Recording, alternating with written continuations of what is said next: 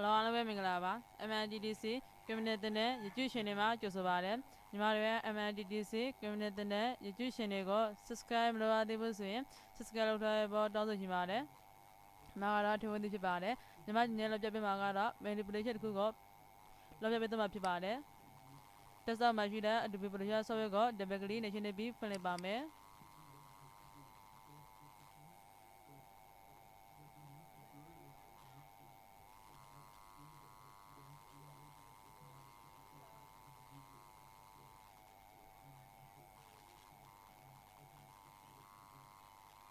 ဆောက်ဝဲပွင့်လာပြီဆိုရင်တော့ပုံလေးတွေတော့ယူလိုက်ပါမယ် file နံပါတ်ရှိတော့ open keyword ကဆိုရင်တော့ control O ကိုနှိပ်ပြရပါတယ်ပြီးပုံလေးတွေက control PP select ပြလိုက်ပါမယ်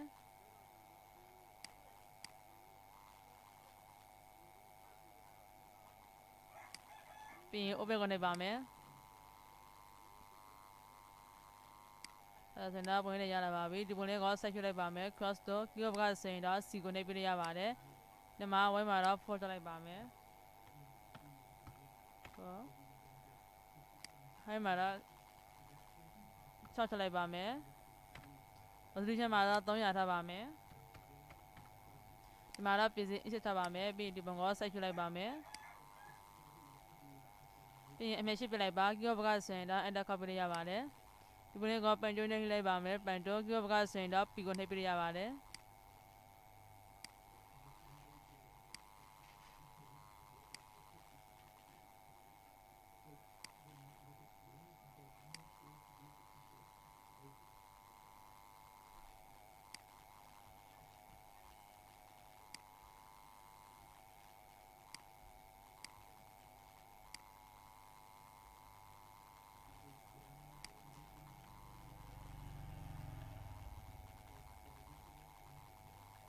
ဆိုရင် control Z နဲ့ပြဆွလိုက်ပါမယ်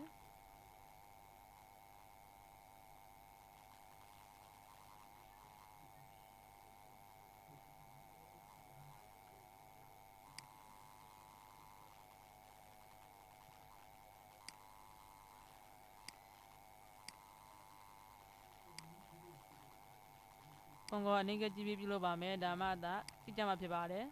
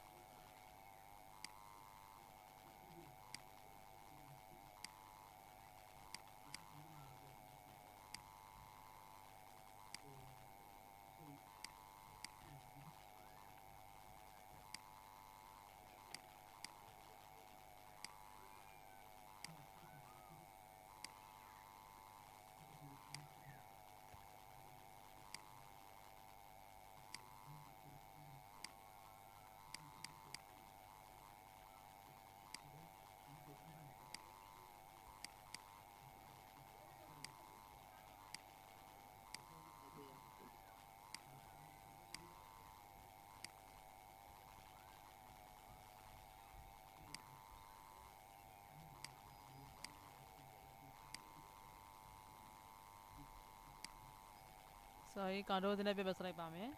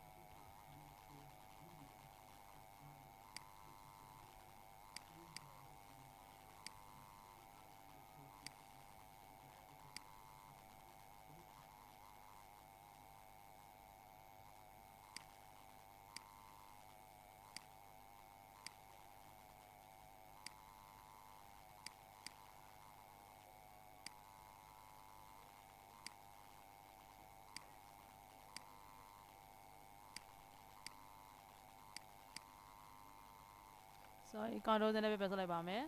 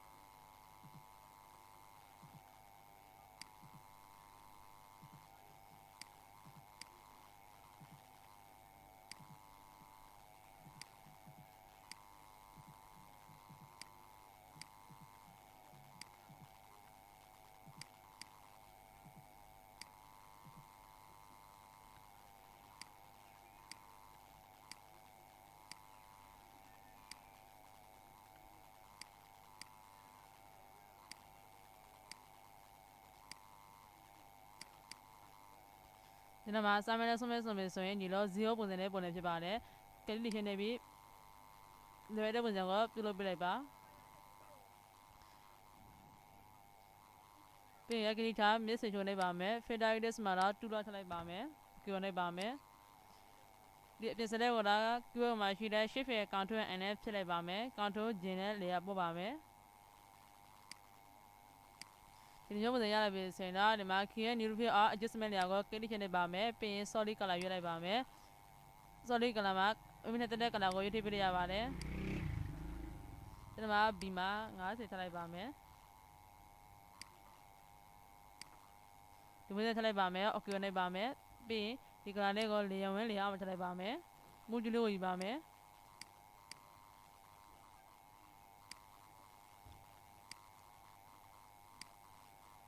ဒီမှာဒီပုံနဲ့နေရာတွေကိုဖြည့်ချလိုက်ပါမယ်ပိုင်တော့ key ဘကဆိုရင်တော့ P ကိုထည့်ပေးရပါတယ်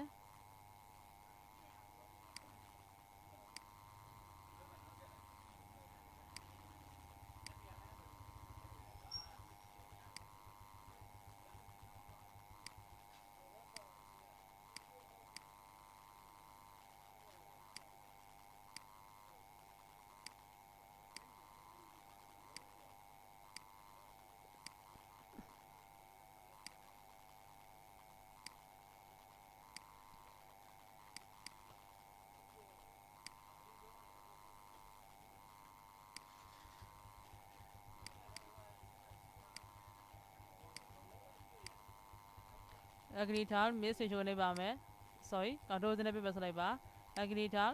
miss selection federides မှာတော့2ပဲထပ်ပါမယ် okay နဲ့ပါမယ် shift ရဲ့ control n နဲ့အပြင် select ဖြောက်လိုက်ပါမယ်ပြီးဒီ selection ဝင်တဲ့နေရာလေးကို delete နဲ့ဖြတ်လိုက်ပါမယ် control D နဲ့ selection ဖြစ်ပါမယ်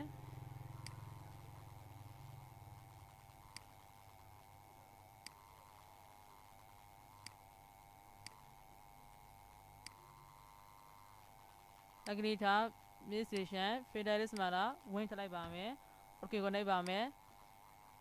shift ရဲ့ control n နဲ့အပြင် select ဖြောက်လိုက်ပါမယ်ဒီနေရာလေးကို delete နဲ့ဖြတ်လိုက်ပါ selection ဖြောက်ရှင်နေဆိုရင် keyboard control D ကိုညှပ်လိုက်ပါဒီနေရာလေးအကုန်လုံးကိုဒီလိုပုံစံမျိုးပြုတ်လိုက်ပါမယ် agree ထား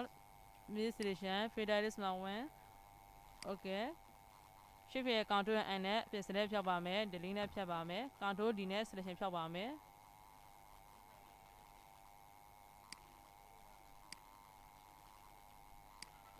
ဝင်တဲ့နေရာရုံးနဲ့ဝင်တဲ့နေရာအကုန်လုံးကိုဒီပုံစံမျိုးပြုလုပ်လိုက်ပါမယ်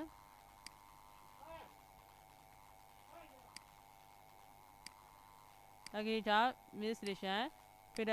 federides မှာတော့ဝင်ထပ်ပါမယ် okay နဲ့ပါမယ် shift ရဲ့ control n နဲ့အပြင် select ဖြောက်ပါမယ် delete နဲ့ဖြတ်ပါမယ် control D နဲ့ selection ဖြောက်ပါမယ်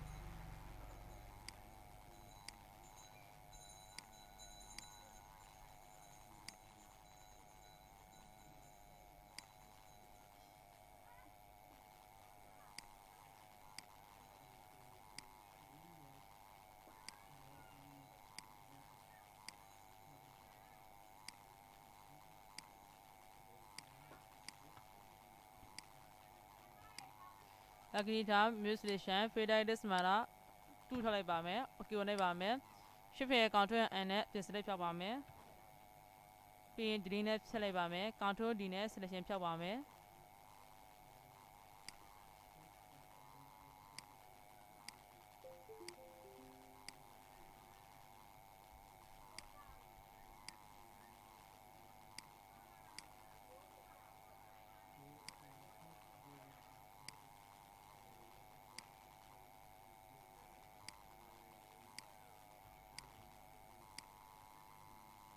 Lucky time mutilation Feditis Mara 2 Okay နဲ့ပါမယ်။ရှစ်ဖက်ကောင်ထွန်းအန်နဲ့ပြင်စလိုက်ဖြောက်ပါမယ်။ဒီနဲ့ဖြတ်ပါမယ်။ကောင်ထွန်းဒီနဲ့ selection ဖြောက်ပါမယ်။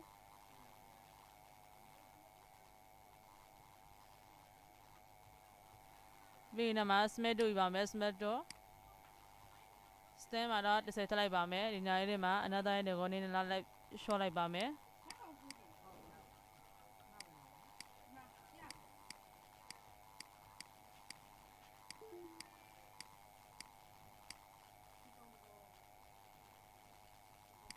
ပရစက်ကြီးသေးကိုတော့ queue မှာရှိတဲ့အနေထားကွန်ဆာကပင်းနဲ့ပြုလုပ်ပြရပါတယ်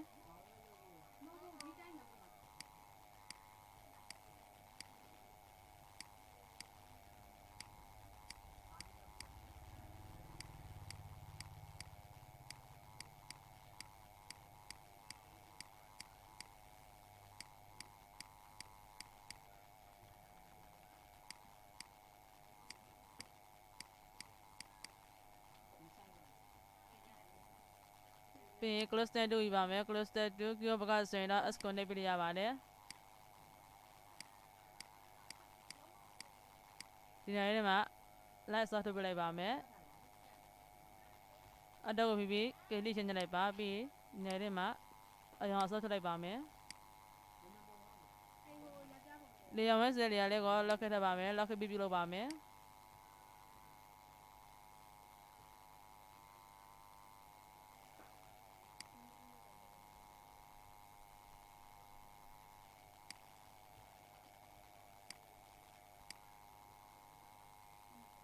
ညနေကကိဝဘကအတော့ကိုပြီးဒီပုံစံနဲ့ပုံနေပြီဆိုရင်ကလစ်ချင်းလိုက်ပါပြီးရင်ဒီနေရာလေးမှာကလိုက်ရလိုက်ပြုလိုက်ပါမယ်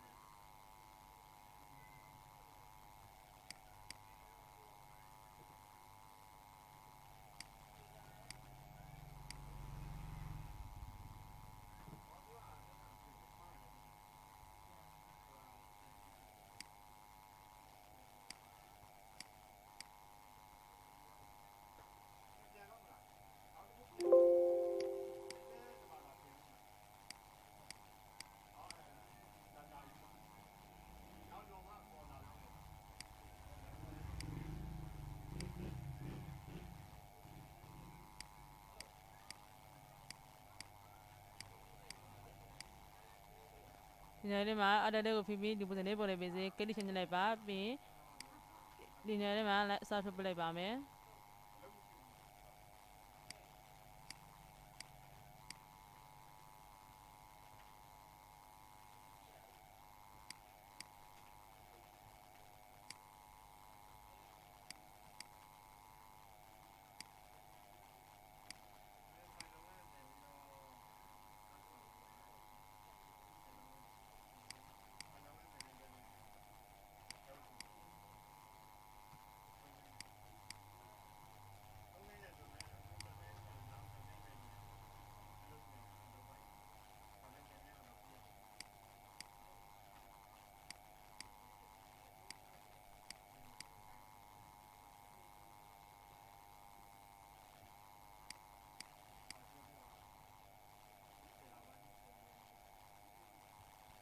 ပြီးဒီ background လေးရတဲ့က control ဂျင်းနဲ့ layer ပေါ်လိုက်ပါမယ် layer ကအပေါ်တင်လိုက်ပါမယ်မူတူလို့ယူပါမယ်ဒီပုံလေးကဒီပုံလေးညီအောင်200ရှက်ပြလိုက်ပါမယ်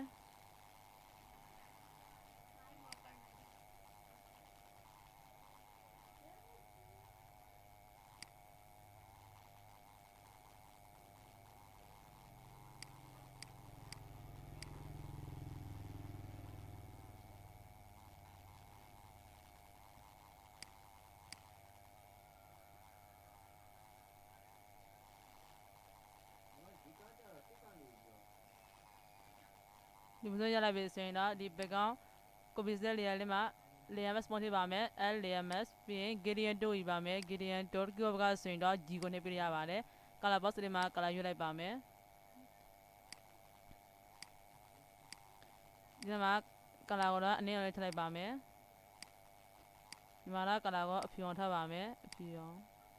ရွေးလိုက်ပါမယ်ပြီးရင် OK ကိုနှိပ်ပါမယ်ဒီမှာ new ကိုညှပ်လိုက်ပါပြီးရင် OK ကိုနှိပ်ပါမယ်မှာဒီနားတဲ့ကောင်းနေနဲ့ပြုလုပ်ပြလိုက်ပါမယ်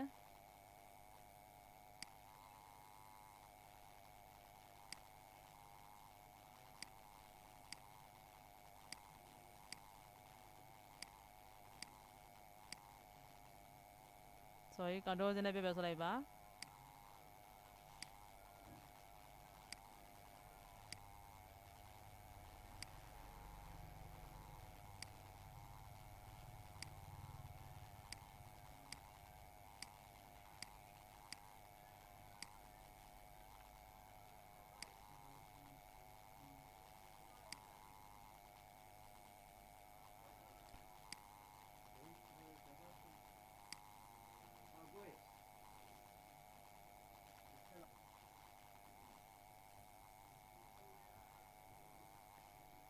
ပြီးရင်လည်းမှာဒီပုံလေးကိုယူလိုက်ပါမယ်မူတူပြုတ်ကဆိုရင်တော့ B ကိုနှိပ်ပြရပါတယ်ဒီပုံက control ဂျင်းနဲ့ layer ပေါ်လိုက်ပါမောက်ကိုဖြည်းဖြည်းရွှေ့ရလိုက်ပါမယ်မိမိထိုက်တဲ့နေရာလေးကိုရောက်ပြီဆိုရင်တော့မောက်ကိုလွှဲလို့ရပါပြီ layer 2 layer လေးကိုဒီ background copy layer အောက်မှာထည့်လိုက်ပါမယ်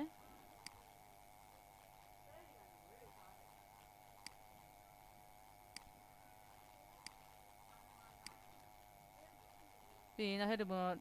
တော့ယူပါမယ်ဒီပုံလေးကိုလည်းမူတူနဲ့ရွှေ့ရလိုက်ပါမယ် control ဂျင်းနဲ့ layer ပေါ်လိုက်ပါပြီးရင်မူတူကိုယူပါမယ်ဒီဘက်ကဆိုရင် B ကိုနှိပ်ပြရပါတယ်မောက်ကိုဖြည်းဖြည်းရွှေ့ရလိုက်ပါမိမိထိုက်တဲ့နေရာတော့ရောက်ပြီဆိုရင်တော့လွှဲလို့ရပါပြီပြီးရင်ဒီပုံက Q ဘက်က shift ရဲ့အတော့ကိုဖြည်းဖြည်းရှင်းလိုက်ပါမယ်ပြီးရင်အမှန်ရှင်းပြလိုက်ပါဒီနောက်မှာ normal set နေရာထဲမှာ skin ကိုရွေးလိုက်ပါမယ်ဒီကတော့ဒီနောက်မှာဒီတော့ဗန်မတားရှင်ပုံအပြည့်ထားရှင်နေဆိုရင်လည်းအပြည့်ပြုလုပ်ပြလို့ရပါတယ် control Z နဲ့ပဲဆွလိုက်ပါမယ် shift ရဲ့အတော့ရဖြည်းဖြည်းဒီပုံကအပြည့်ရှင်းလိုက်ပါမယ်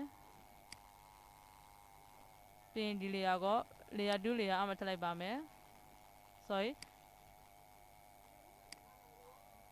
ဒီမှာ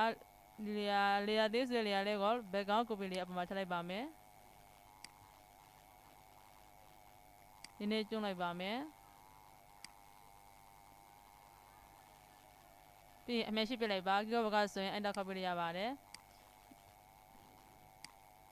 normal စတဲ့နေရာလေးမှာ skin ကိုရွေးလိုက်ပါမယ် skin ပြီးရင်နေရာလေးကိုနည်းနည်းတော့ရွှေ့ရတဲ့ဝင်စလေးပြုတ်လိုက်ပါမယ် filter ထဲမှာရှိတဲ့ blush မှာ motion blur ကိုနှိပ်ပါမယ် motion blur ဒီမှာ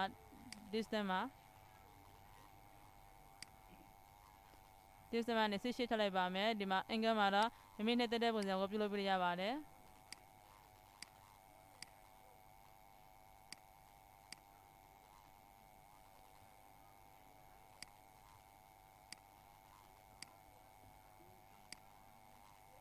ဒီပုံစံထည့်လိုက်ပါမယ် okay ကိုနှိပ်ပါမယ်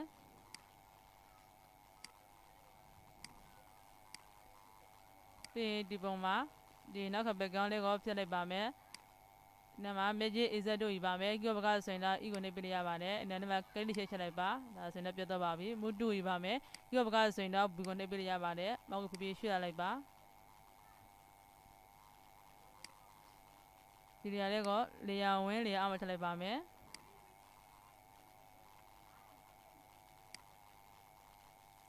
ကီယိုဘကအတင်းနဲ့ရှေ့ကိုဖိပြီးရှေ့လိုက်ပါမယ်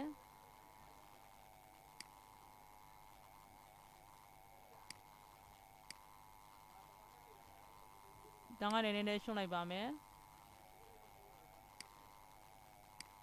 ပြီးအမေရှိပလိုက်ပါကီယိုဘကဆိုရင်အင်တာကော်ပီရပါတယ်ဒီလေယာဝင်းနဲ့ background copy ဆိုတဲ့လေယာလေးကိုကောင်ထိုးကိုဖိပြီး select ပလိုက်ပါမယ်ပြီးရင် link ချိတ်ပါမယ်အမြဲနဲ့ရွှေ့ပလိုက်ပါမယ်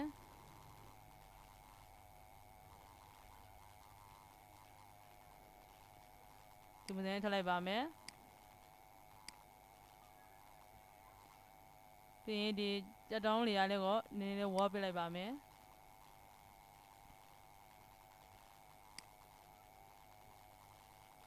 ဖက်တာတင်မှာရှိတဲ့ brush မှာ brush ကိုနေပါမယ်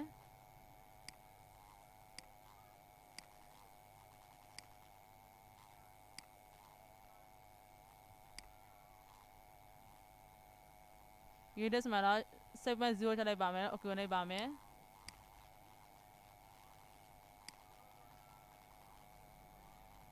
ပြီးရင် create a new layer နဲ့ layer တစ်ခုယူပါမယ်ဒီမှာ color ကိုတော့ဒီ line အရောင်လေးထည့်လိုက်ပါမယ် okay နေပါမယ် brush tool ယူပါမယ် brush tool ကဘကဆိုရင် B ကိုနေပြရပါတယ်ဒီနေ့ကို click နေပါမယ်ပြီးရင်နောက်မှာ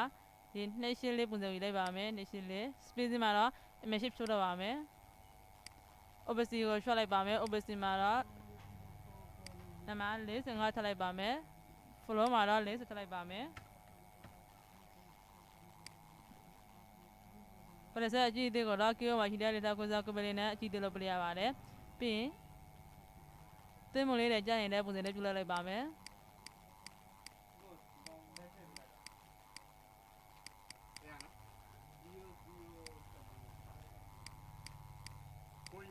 opacity နည်းနည်းတင်လိုက်ပါမယ်ဆိုရင်နောက် opacity မှာ45ထပ်ပါမယ်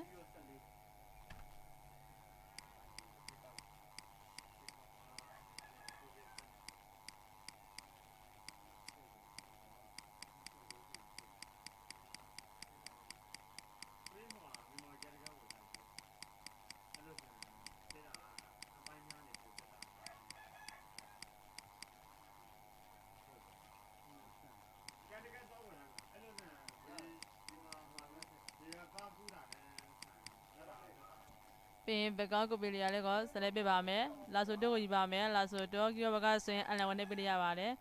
ဒီနေရာလေးကို select ပေးလိုက်ပါမယ်ပြီးရင် click ထား filter iris မှာတော့2ထည့်လိုက်ပါမယ် okay ကိုနေပါမယ်ဒီနေရာလေးလည်းနည်းနည်း wall ပေးလိုက်ပါမယ် filter တင်မှာရှိတဲ့ blushမှာ gradient blush ကိုနေပါမယ်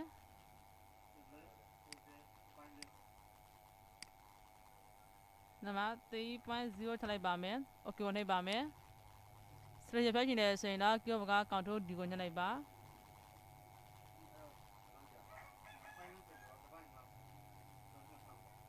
create a new layer နဲ့ layer တစ်ခုယူလိုက်ပါမယ် create a new layer ပြီးရင်ဒီမှာ color ယူလိုက်ပါမယ် color ကိုတော့ဒီရောင်လေးယူလိုက်ပါမယ် okay နှိပ်ပါမယ် brush tool ကိုယူပါမယ်ဒီမှာ another one တဲ့ပုံစံလေးကိုယူလိုက်ပါမယ်30ပုံစံလေးယူလိုက်ပါမယ်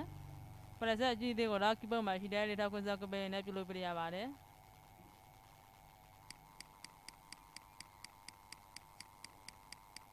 ဒီပုံစံထည့်လိုက်ပါမယ် remove tool ယူပါမယ် keyboard ကဆိုရင် B ကိုနှိပ်ပြရပါတယ် keyboard က shift ရဲ့အတောက်ကိုဖိပြီးပြိုးလိုက်ပါမယ်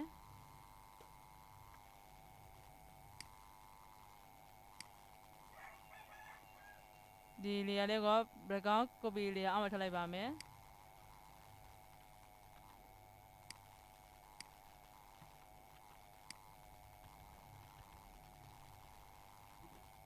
ဒါနဲ့နည်းကြည့်လိုက်ပါမယ် shift နဲ့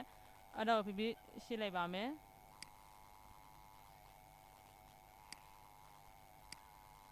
ပြီးရင် opacity လျှော့လိုက်ပါမယ်အမြဲရှိပြလိုက်ပါ opacity လျှော့လိုက်ပါမယ် တင်ထားချလိုက်ပါမယ်ခေနျူလီယာနဲ့လေသက်တစ်ခုယူလိုက်ပါမယ်ပြီးရင် self account ကလာမှာကလာယူလိုက်ပါမယ် okay ကိုနှိပ်ပါမယ်ဘယ်ကျိုးယူပါမယ်ဒီမှာတော့ another one တဲ့ပုံစံလေးကိုယူလိုက်ပါမယ်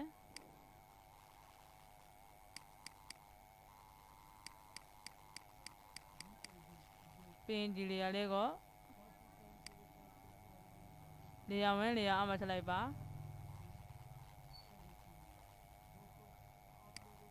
ဒီလေယာကိုဒီမှာကြက်တုံးလေယာပေါ်မှာထလိုက်ပါမယ်မူတူတို့ယူပါမယ်မူတူရှစ်ဖြစ်ရဲ့အတော့ဖိဖိနေနေရှစ်လိုက်ပါမယ်ပြီးရင်အရမြဲနဲ့နေရာချလိုက်ပါမယ်အမှန်ရှစ်ပြလိုက်ပါဒီမှာ normal ဆိုတဲ့နေရာလေးမှာတက်ခန်းကလာကိုယူလိုက်ပါမယ်တက်ခန်းကလာ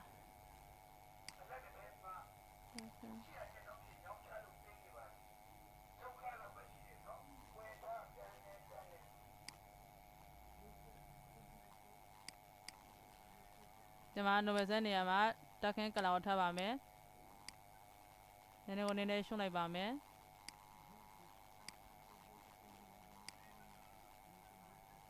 ပြီးဒီ layer 2 layer လေးကို select ပြပါမယ်ဒီဘက်က control N နဲ့ lane နဲ့ short လိုက်ပါမယ်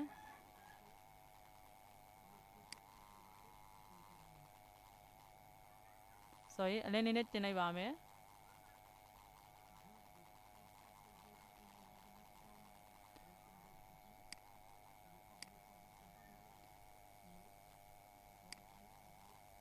ပြီးရင် okay ဝင်နေပါမယ်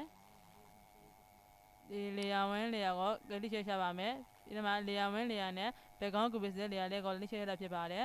ပြီးရင်ဒီ layer လေးမှာအလင်းလေးနဲ့ short လိုက်ပါမယ် control N ဒီဘက်က control N ညှပ်လိုက်ပါပြီးရင်အလင်း short ပါမယ်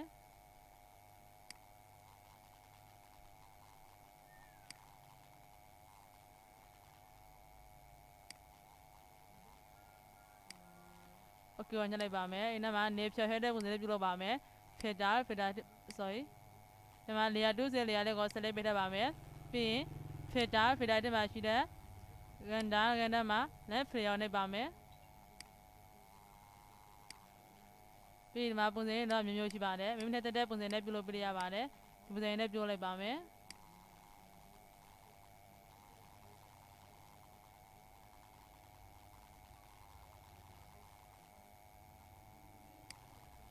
အရင်တင်ရှိတဲ့စံဒီမှာ balance မှာအရင်တင်ပေးရပါတယ်ဒီပုံစံနဲ့ချက်လိုက်ပါမယ် okay ကိုနှိပ်ပါမယ်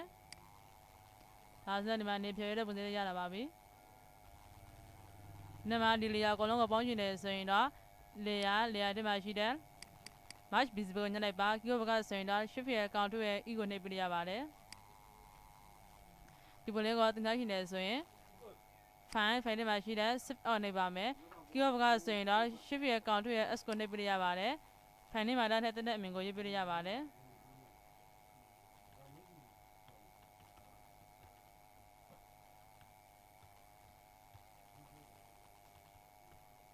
ပြန် shift alt နဲ့ဆိုပြီးရှိပါတယ်ဒီပုံလေးကိုနောက်ထပ်ပြင်ရှင်းတယ်ဆိုရင်တော့ဒီနားမှာ PSD ဖိုင်နဲ့တင်ပြလိုက်ပါညီမကတော့ပြင်တော့မှာဖြစ်တဲ့အတွက် JPEG နဲ့ပြင်လိုက်ပါမယ်ပြန် shift ကိုနှိပ်ပါမယ်ပြန် JPEG option မှာတော့စနစ်ထားပြရဖြစ်ပါတယ် okay ကိုနှိပ်ပါမယ်ဒါဆိုရင်ဒီလိုမျိုး manipulation တွေပြောတဲ့နေမျိုးမြင်လင်းပါတယ်ညီမရဲ့ဒီသင်ခန်းစာကိုကြမ်းတဲ့တယ်ဆိုရင်တော့ like scale လေးလုပ်သေးပါအောင်နော်ကြည့်ရှုပြီးတဲ့အလုံးကိုကျေးဇူးတင်ပါတယ်